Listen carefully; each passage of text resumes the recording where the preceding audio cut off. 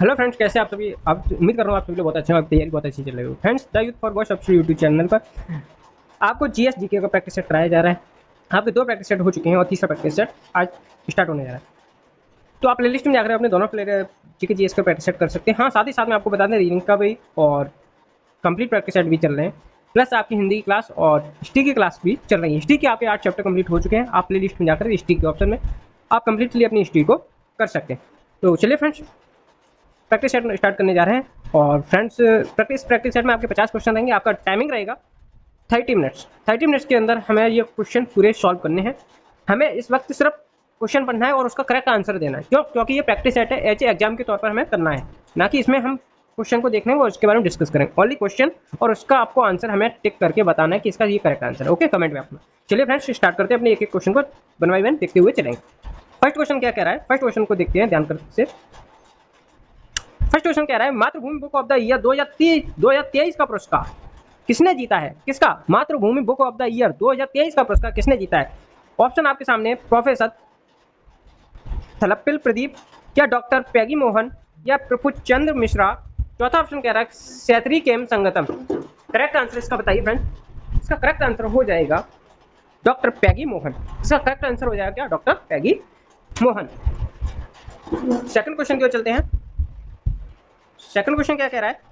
Second question कह रहा है थैलेसेमिया एक आनुवांशिक रोग है जो कि प्रभावित करता है रक्त को, फेफड़े को, हृदय को या वृक्क को। तो थैलेसेमिया किसको प्रभावित करता है? रक्त को अर्थात ब्लड को। थर्ड ऑप्शन की ओर चलते हैं।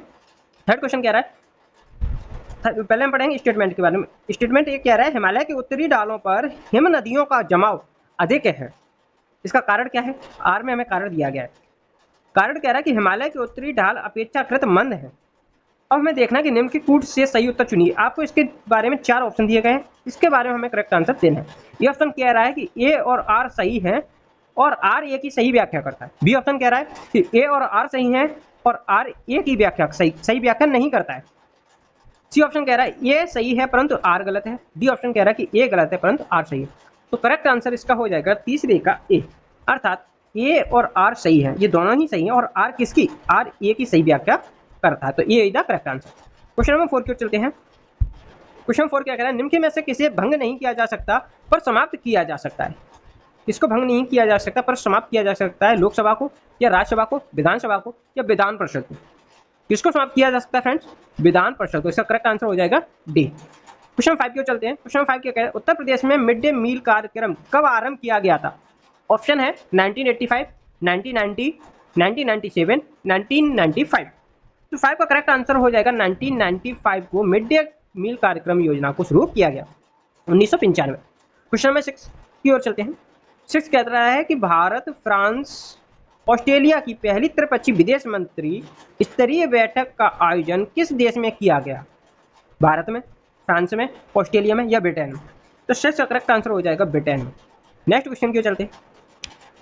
नेक्स्ट क्वेश्चन क्या कह रहा है फ्रेंड्स? निम्न में से किस समाज सुधारक ने 1826 के जूरी अधिनियम का घोर विरोध किया था?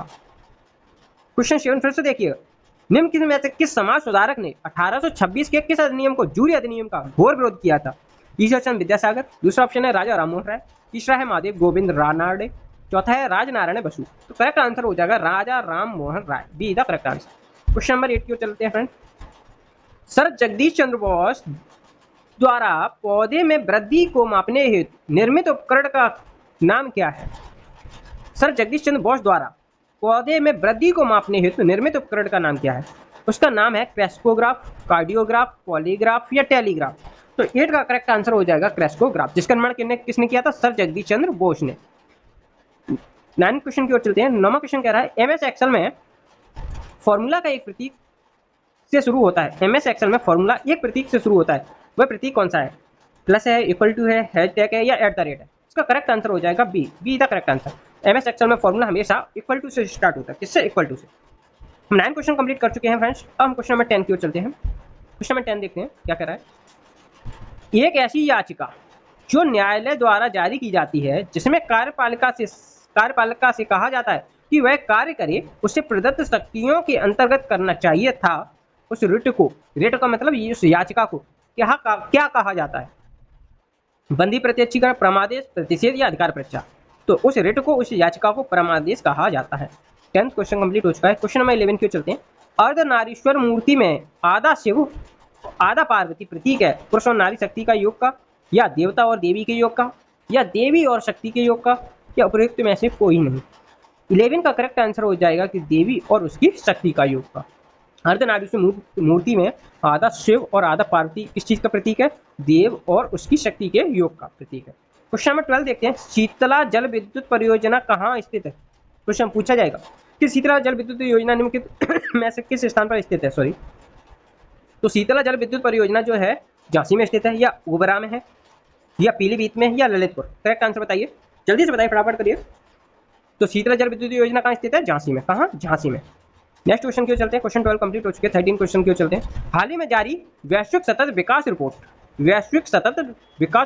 2022 में भारत कौन से स्थान पर रहा है? 201 में, 101 में, 102 में, या 121 में? डेवलपमेंट इंडेक्स में भारत का स्थान कौन सा रहा है, हमें ये देखना है। वर्ल्ड डेवलपमेंट इंडेक्स में तो इसका करेक्ट आंसर हो जाएगा 13 का डी, 121वां स्थान रहा है डेवलपमेंट इंडेक्स में भारत का। क्वेश्चन नंबर 14 देखते हैं। संयुक्त क्षेत्र की अवधारणा किन क्षेत्रों के संबंध को दर्शाती है? किन क्षेत्रों के संबंध को दर्शाती हैं? निजी व सार्वजनिक क्षेत्र को, राज्य व केंद्र सरकार को, या घरेलू व विदेशी संगठन को, उपयुक्त सभी? 14 का करेक्ट आंसर हो जाएगा ए, निजी व सार्वजनिक क्षेत्र को दर्शाती है। नेक्स्ट क्वेश्चन, क्वेश्चन नंबर 15 बताइए। क्वेश्चन नंबर 15 क्या कहता है? बुंदेलखंड के पर्यावरण प्रेमियों ने किस जंगल को बचाने के लिए एक विशेष अभियान शुरू किया है? सुंदरवन, बकस्वाहा, या सोनभद्र, या बहराइच? किस जंगल को बचाने के लिए विशेष अभियान शुरू किया है बुंदेलखंड के पर्यावरण प्रेमियों ने? तो वो आंसर करेक्ट हो जाएगा 15 का बी, बकस्वाहा जंगल को बचाने के लिए एक विशेष अभियान शुरू किया है। क्वेश्चन नंबर 16 की ओर चलते हैं। डीआरडीओ की स्थापना कब हुई थी? 15 अगस्त 1969 को, या 1 जनवरी 2015 को, या 1 जनवरी 1958 को, या 23 जून 1994 को? 16 का करेक्ट आंसर बताइए। डीआरडीओ की स्थापना कब हुई थी फ्रेंड्स? 16 का करेक्ट आंसर हो जाएगा 1 जनवरी 1958 को डीआरडीओ की स्थापना हुई थी। क्वेश्चन नंबर 17 की ओर चलते हैं। क्वेश्चन नंबर 17 क्या कह रहा है? किसी खाद्य श्रृंखला में ऊर्जा का पिरामिड होता है। किसी खाद्य श्रृंखला में ऊर्जा का पिरामिड होता है कैसा? सदैव सीधा, सदैव उल्टा, सीधा और उल्टा दोनों, पहले सीधा फिर उल्टा। तो हमेशा याद रखिएगा कि किसी भी खाद्य श्रृंखला में ऊर्जा का जो पिरामिड होता है वो हमेशा कैसा होता है? सीधा, ऑलवेज स्ट्रेट। क्वेश्चन नंबर 18 के चलते हैं। राष्ट्रीय शिक्षा दिवस कब मनाया जाता है? 24 जनवरी, 12 अगस्त, 11 नवंबर, 14 सितंबर? तो राष्ट्रीय शिक्षा दिवस हमेशा 11 नवंबर को मनाया जाता है। 18 का करेक्ट आंसर सी हो जाएगा 11 नवंबर। निम्नलिखित मौर्य शासक बौद्ध धर्म के अनुयायी थे। निम्नलिखित बौद्ध शासक मौर्य शासक बौद्ध धर्म के अनुयायी थे। कौन कौन सा बौद्ध धर्म का अनुयायी था? चंद्रगुप्त था, अशोक था, या बिंदुसार था, या दशरथ? तो इसका करेक्ट आंसर हो जाएगा 19 का डी। 19 का डी अर्थात अशोक और दशरथ बौद्ध धर्म के अनुयायी थे। D is the correct answer. 20 question देखते हैं। 20 क्या कहता है? कंप्यूटर में वर्कबुक आमतौर पर किससे संबंधित है? MS एक्सेल से, एडोब रीडर से, MS पावरपॉइंट से, या MS वर्ड से? तो कंप्यूटर में जो वर्कबुक होती है वो किससे संबंधित होती है? वो हमेशा MS एक्सेल से संबंधित होती है।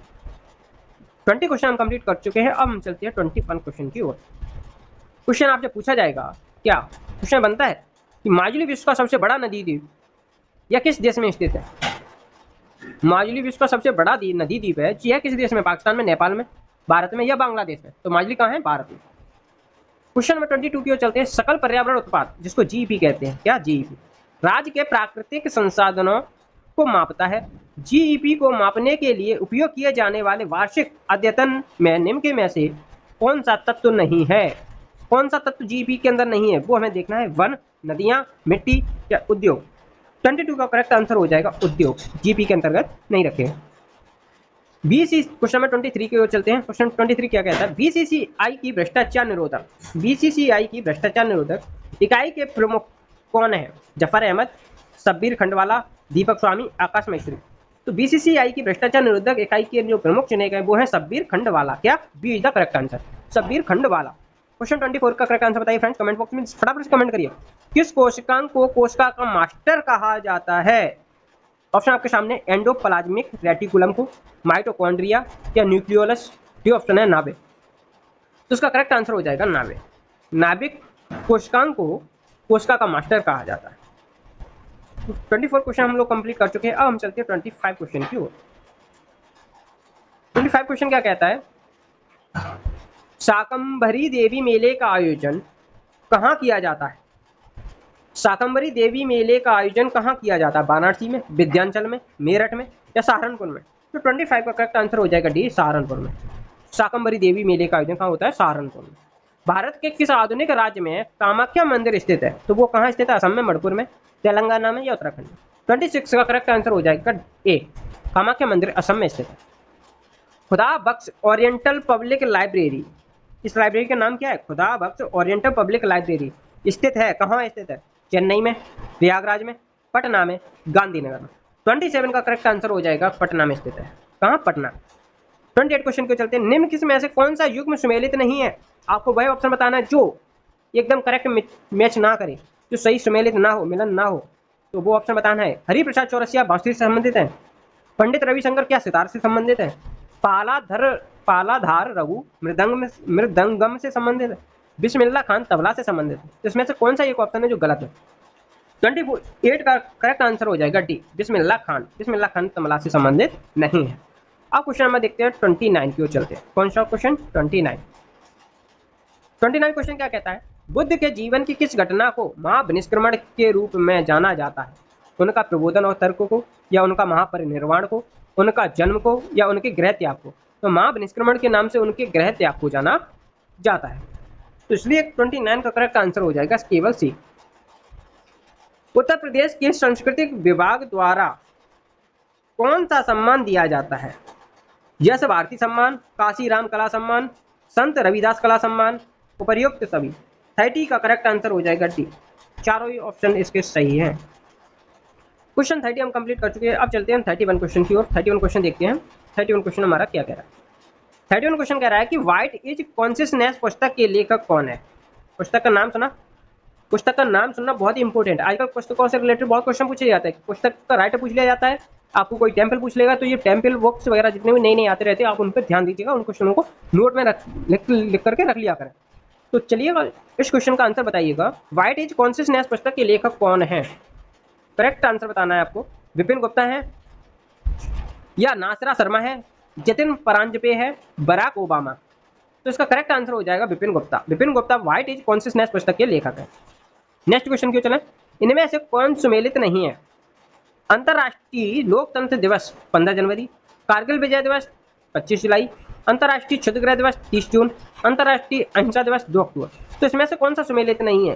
कारगिल विजय दिवस सुमेलित नहीं है। क्यों? क्योंकि कारगिल विजय दिवस का मनाया जाता है 26 जुलाई। अब हम देखते हैं क्वेश्चन नंबर 33। क्वेश्चन नंबर 33 देखते हैं क्या कहता है।